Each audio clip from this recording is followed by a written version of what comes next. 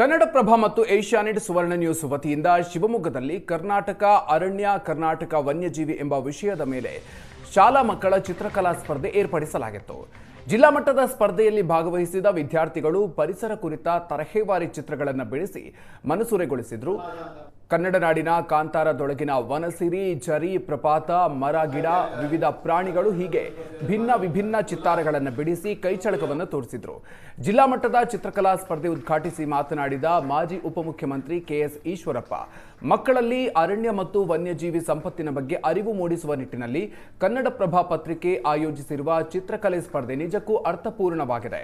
ಕನ್ನಡಪ್ರಭ ಕೇವಲ ಒಂದು ಪತ್ರಿಕೆಯಾಗಿ ಉಳಿಯದೆ ಸಮಾಜಮುಖಿ ಕಾರ್ಯದ ಮೂಲಕ ಗಮನ ಸೆಳೀತಾ ಇರೋದು ಶ್ಲಾಘನೀಯ ಅಂತ ಹೇಳಿದರು.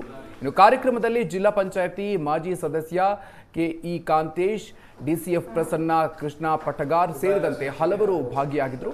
ಇನ್ನು ಚಿತ್ರಕಲಾ ಸ್ಪರ್ಧೆಯಲ್ಲಿ ಕೆಎಸ್ ಚೇತನ್ ಪ್ರಥಮ ಸ್ಥಾನವನ್ನು ಪಡೆದರೆ ದ್ವಿತೀಯ ಸ್ಥಾನ ಸಾಗರದ ಅಖಿಲೇಶ್ ಹಾಗೂ ತೃತೀಯ ಸ್ಥಾನವನ್ನು ಭದ್ರಾವತಿಯ ಉಲ್ಲಾಸ್ ಪಡ್ಕೊಂಡ್ರು.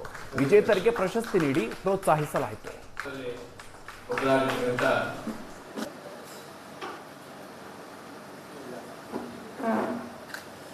ಸುಧಾಕರ್ ಶೀರ್ಷಿಕೆ ಹಾಗೂ ಸನ್ಮಾನ ಮಾಡಿರುವಂತಹ